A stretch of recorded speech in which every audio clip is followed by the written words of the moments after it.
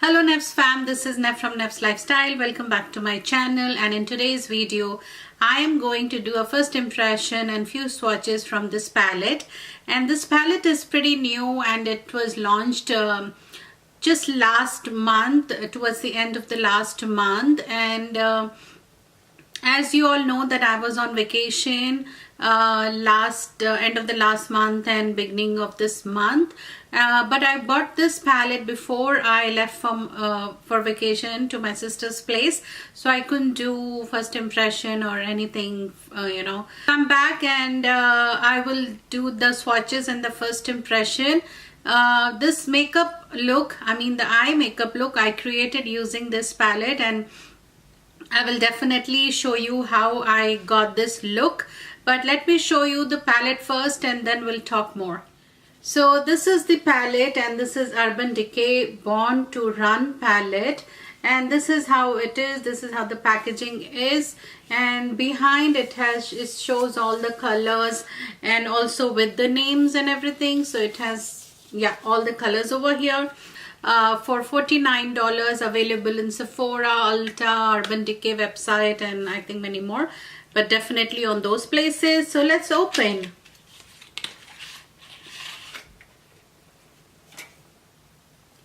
So this is how the palette looks, and it has so many pictures in the front, here on the behind, and it says Urban Decay Born to Run. So let me open the palette and show you how it looks. Wow. So this is how the palette looks, and it has a nice size mirror, and it has all these lovely colors. And let's see what the website says about this palette. It says it has 21 shades for every possible eye look, from neutral to smoky and bright to sultry. And let's see, one eyeshadow palette that has everything you need to create neutral looks. Add in pops of color, play with brights no matter where you're going.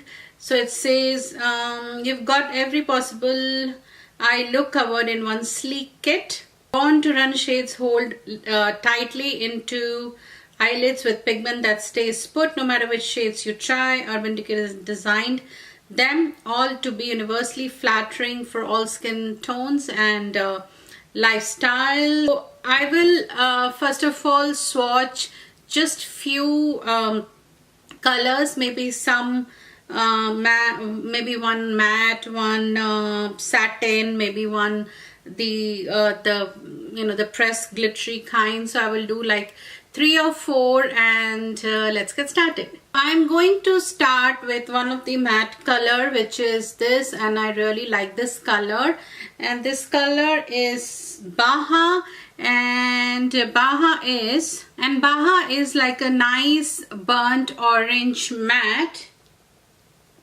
So this is how it is, and let me quickly swatch.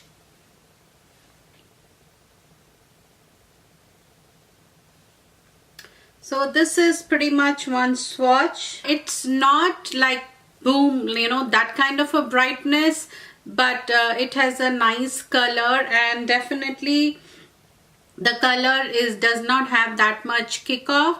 And when we do the first impression, when I create this eye makeup look, you will see how the blendability of this product and all that jazz. So this is the first matte color, and let me do a satin one.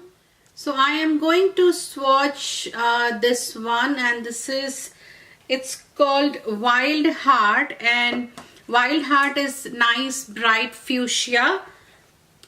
So this is how the color is. It's a fuchsia color, like it says bright fuchsia, and it swatched better than the burnt orange one, the Baha one, and there is hardly any kickoff. Kickoff means when you swatch and then you see like the powder comes out, the color comes out, and you see a lot of color coming out on the pan itself.